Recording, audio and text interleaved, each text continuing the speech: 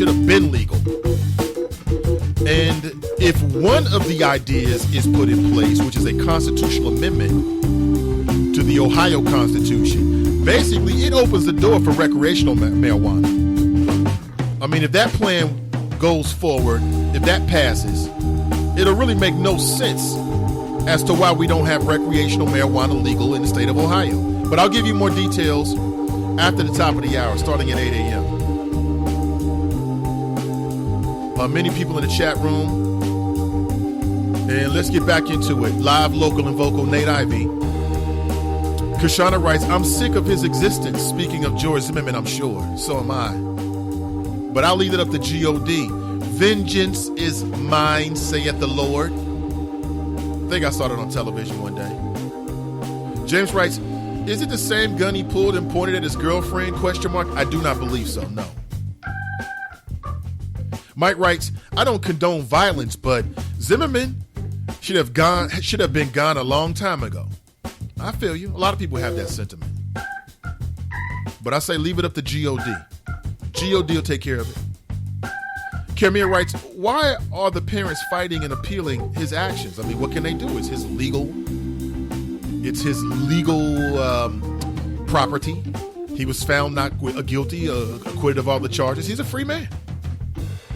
And I don't know, maybe they feel like if they started making public comments, it would only give him more shine. It would only feed into it. And I can understand that. Hey, Ashley checking in. Good to see you. She writes, good morning, team, and good to see you. Ms. D writes, I wonder if President Obama could have avoided submitting his tax returns. I think not. Absolutely not. Hell, he submitted his tax returns, and people wanted him to submit to a DNA test. I want to see your birth certificate. And this bled into his second term. In fact, hold on to your hands. Hold on to your hats. Hold on to your seats.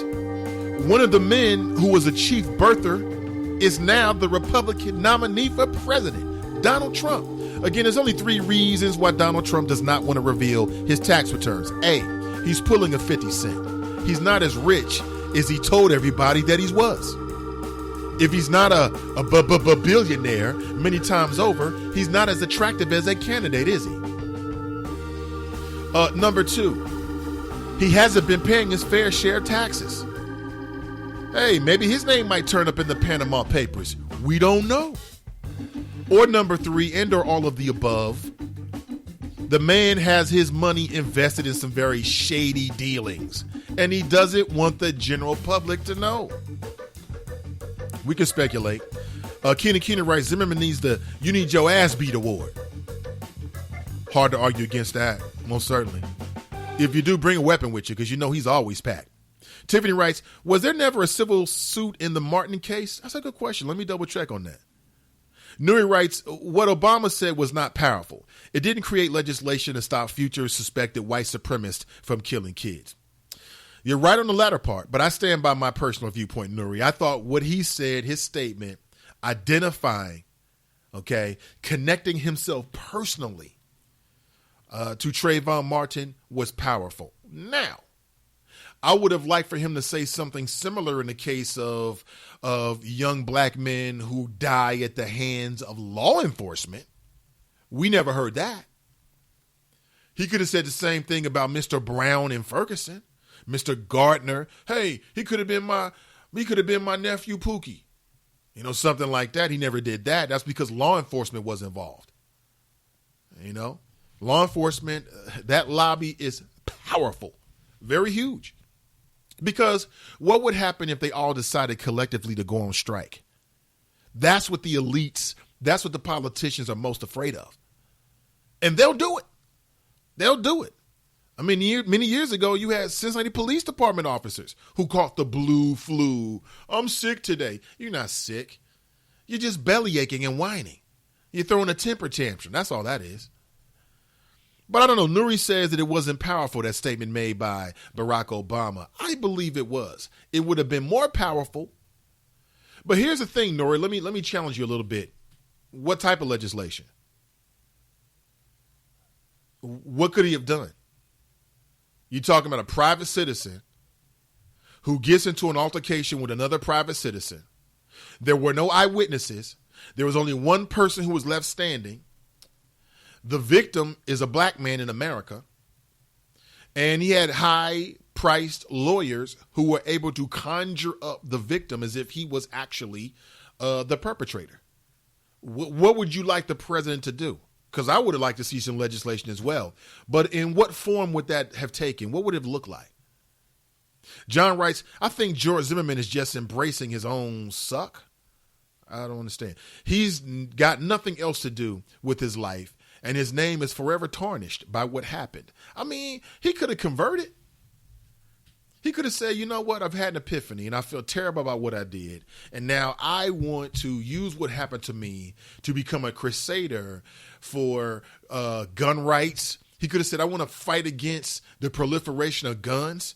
And at the very least, John, he doesn't have to keep doing these interviews where he comes across as cold and callous. Okay? Back when OJ did it and said, look, why shouldn't I play golf? I was acquitted. I've been locked up for a year plus. I want to play golf now. I want to go to the club. I want to drink. All right. I want to cavort with loose women. Everybody had a problem with it. Everybody had, well, it was callous. Oh, you should be in a church. You should be saying Hail Marys. When Zimmerman does it and he's cavorting at gun shows, there's some parts of the country that got no problem with it whatsoever. Rhonda writes, that gun to some people is the start of bringing America back to being great again. Sad. Wow. That's deep. I hope it's not true. Hope it's not true. Yuli writes, they say that this weapon is a part of American history. Sadly, this is true. This country has a long history of killing people of African descent, a history that usually nobody likes to talk about, but that is still continuing to this day. I got one more clip for you. In fact, this is the entire clip of the interview that the good people over at Fox did with Mr. George Zimmerman. Check this out. And then we're going to talk about the first ever interview given by Africa Bambaataa. Okay, but we'll get to that in a second. This is George Zimmerman, the entire interview. Check it out. Talks about why he's selling the handgun he says was used in the shooting death of Trayvon Martin. I'm a free American. I can do what I'd like with my possessions. But first on Fox tonight, Zimmerman says the online auction will start tomorrow morning. Back in 2013, the neighborhood watch captain was acquitted of shooting the unarmed teenager. Valerie Boyd joins us live now in studio. She spoke with Zimmerman earlier tonight about this. What did he have to say, Valerie? Hey there, Sunny. Well, this is the posting of the auction website. You can see the opening bid starts at $5,000. We asked him why he wants to auction it off. On gunbroker.com is the 9mm gun that George Zimmerman tells us he used to shoot and kill Trayvon Martin on February 26, 2012. He says it will be put up for auction on Thursday. These pictures posted on Zimmerman's auction page are photos of the gun from the trial. We talked to Zimmerman via phone about the weapon. I recently received it back from the Department of Justice. They had it. They actually took it after my trial, after I was exonerated. We asked Zimmerman why he decided to sell it. And I thought it's time to move past the firearm. And if I sell it and it sells, I move past it. Otherwise, it's going in a safe for my grandkids and never to be Why would you want your grandkids used or seen. I don't want that. Again. We reached out to Trayvon Martin's family attorney for comment. While they didn't want to talk about Zimmerman, they gave us this statement saying the Trayvon Martin Foundation is committed to its mission of ending senseless gun violence in the United States. This election season, we are laser focused on furthering that mission. As such, the foundation has no comment on the actions of that person. Now, the foundation says Hillary Clinton will be attending a $1,500 a plate dinner for that cause in South Florida.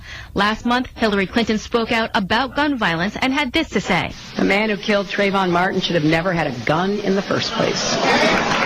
She made comments that I should not have had a gun, which legally nothing stopped me nor stops me currently from owning or possessing a firearm. What is your reaction to the people who may not approve of this going on auction? They're not going to be bidding on it, so I couldn't care less about them. Why come out in the public again? Why not just stay quiet? Going into hiding not publicizing the sale, not putting this up for auction, isn't going to insulate me from these radicals.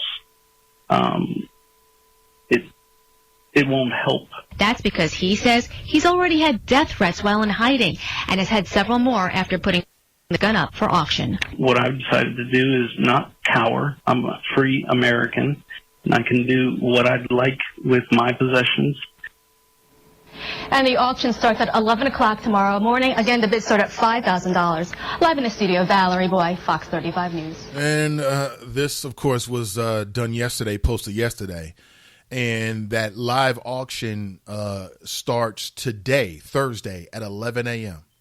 So a little over 3 hours from now. American citizens are going to be bidding, should I say. They're going to be bidding for auction on the weapon that was used to end a young black man's life. How significant. Again, I'll still take your comments on that. I think it's very, very sick, and we'll see what happens. And, Clinton, she's on the campaign trail. Well, I think it's easy to say that. I mean, legally, George Zimmerman had a right to have a weapon. We all know that. His mentality, however, made him unfit to have a weapon because he didn't know how to deal with it responsibly. I don't think anybody can argue against that. And it needs to be said that, in my opinion, none of the proposals that have been serious proposals about restricting handgun usage or coming with a national database, none of that would have prevented George Zimmerman from having a weapon. And let's get that straight. I mean, there's always going to be an element of the unknown whenever firearms are in people's hands. Before this happened, on paper, George Zimmerman looked like Joe Schmo, average Joe, law-abiding American citizen. That's it. So while I certainly support the efforts to try to curtail gun violence, even if that means reducing the overall volume and the proliferation of guns in our community, I completely accept that none of that is 100% going to stop gun violence. None of that is going to 100% going to stop these senseless killings. But we've got to try, right? We've got to try. Let's move on. How many people remember, let me see, do I have this here? Yes, I do have it. How many people remember this? When I'm having sex, it's like you can't initiate touch me. I have to know that you're going to touch me. And when you go to touch me, it's like I had to brace myself. This is during a sexual encounter. I would have to brace myself just for you to touch me. That's Mr. Ronald Savage. I'm not sure if that's his birth name, but his name is Mr. Ronald Savage. And he has been the man who, within the last month, has been doing different interviews. He's been very vocal about the fact that he alleges that the man known as Africa Bambaataa sexually assaulted him when he was younger. That's what he says. I got a chance to go back and look at some separate interviews, and something happened to Mr. Ronald Savage. Something happened. And I don't know if what he's saying about Africa Bambaataa is true, but something happened to this man. Somebody did something to him. Because if you go back and look at the interviews, and I'm going to play an interview for you in a second. It's the first interview that Africa Bambaataa has done, along with his lawyer, since these allegations have come out. And what is it about? Wait a minute, man. I mean, is the media trying to turn the tables on black men? Why is it within the last 5 years there's been so many news reports of prominent black men who are being accused of some type of sexual assault? Okay. Former members of the NFL. Okay. Former TV dads. And now hip hop pioneers. What's up? Is it just, hey, it's the nature of some of these predators? They're black and white, and now people are coming out? Because I believe that now in these days and times, we're becoming much more diverse. We're becoming much more acceptant of people's backgrounds. And I also want to believe, say, Felicia Rashad, who says she don't give a damn about these women, that there is now